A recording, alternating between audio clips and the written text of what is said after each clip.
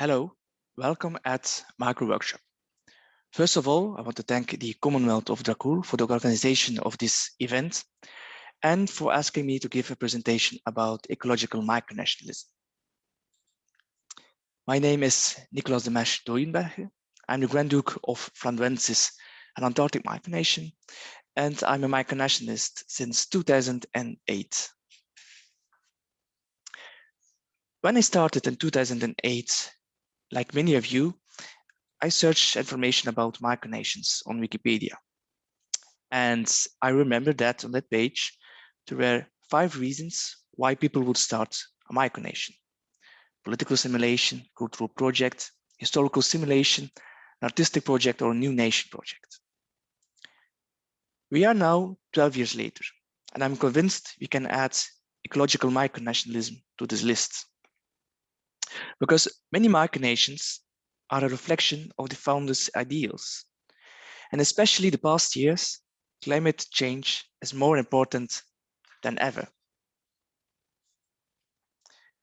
I give a few examples of ecological micronations. And of course, I'll start with Flandrensis.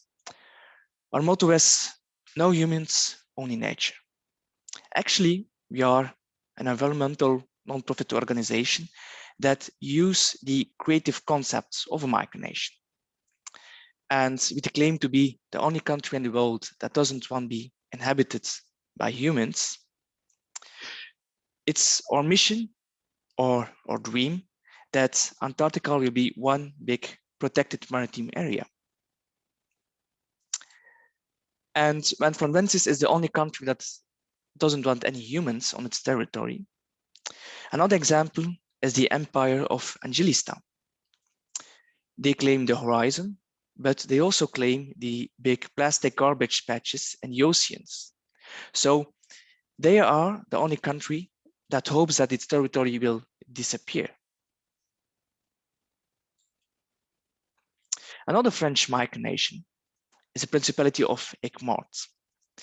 They are the only micronation with an active local currency, and its incorporation with the city of Aigues-Mortes and the local merchants.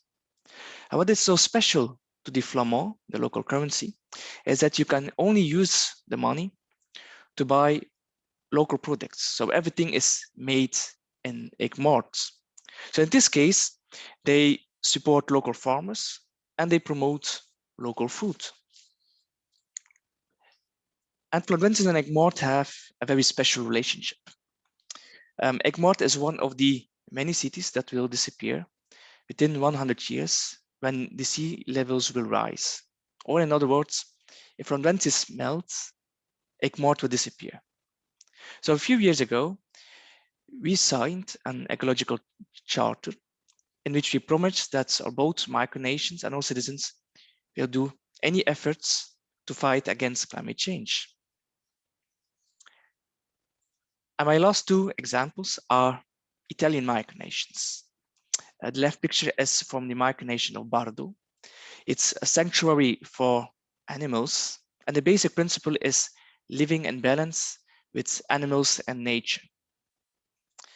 The right picture is from the entrance of the micronation, the Republic of Alcatraz, and they are a community of artists in the mountains around Perugia, and their community is completely self-sufficient. And Alcatraz was also the host of the Pollination Conference in 2015.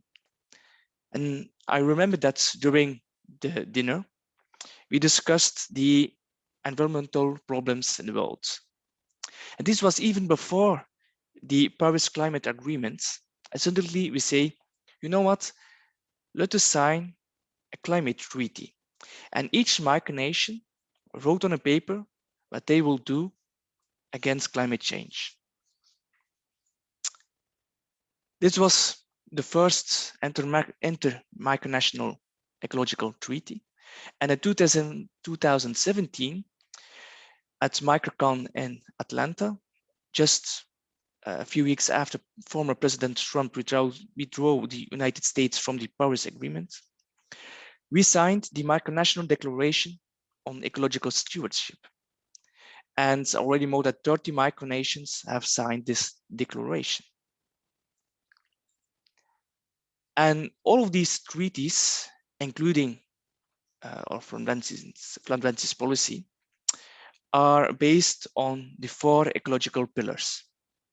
It's reduce energy, reduce water consumption, recycle, and local food. And I give a few examples how we translate these ecological pillars in Flandrensis. We organize a lot of cleanup actions, and we ask all our citizens around the world to do their part. It's even obligated for the members of our diplomatic corps or ambassadors and consuls to organize cleanup actions.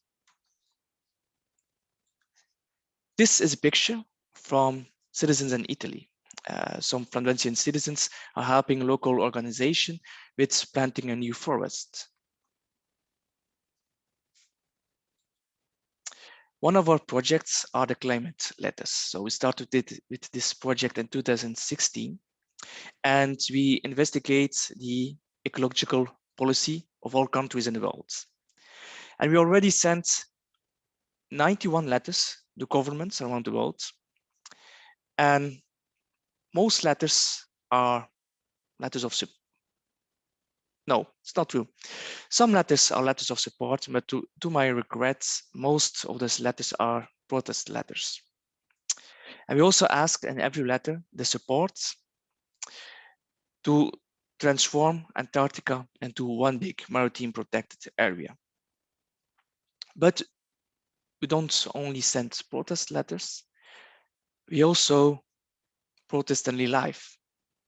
The left picture is a Flandrensian citizen in the city of Modena, Italy, who is protesting against the removal of trees to make place for parkings for cars. The right picture is a poster created by a Flandrensian citizen after Japan decided to restart the whale hunting in Antarctica for their so-called scientific research. So we went to London and we protested in front of the Japanese embassy. Many of our citizens also participated in climate marches. So this is a picture taken by a citizen in Luxembourg. And of course, as head of state of a micronation, you need to give a good example to your citizens. So to inspire them what they can do in daily life to help the climate. And it's very important to realize that your micronation is not a big international organization with the financial funds to launch campaigns like Greenpeace. But in micronationalism, you don't need to think big. Actually, you just think logic or ecologic and act just like, for example, again, the local currency in Egmont. And another good example is from the Empire of Angelistan. They have a ban of water and plastic bottles in the micronation. And when they organized the conference in Vincent in 2018, everything was fair trade, local foods, and everything, even the mugs for the coffee, were from recycled material.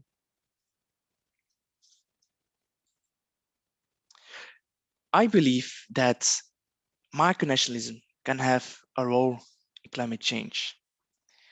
If we all encourage our citizens to do small and easy actions in daily life, together, micronations can make a difference.